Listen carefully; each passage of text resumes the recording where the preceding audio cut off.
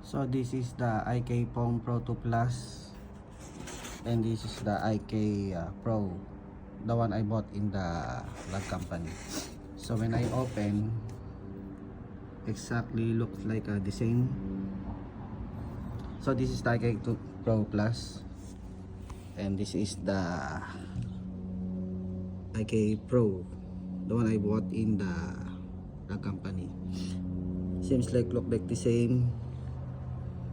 And this is for the, see, this is for the IK Pro Plus, the same. So in this case, yesterday I put a kinda foam there, but it should not be, that's not the right way to put that.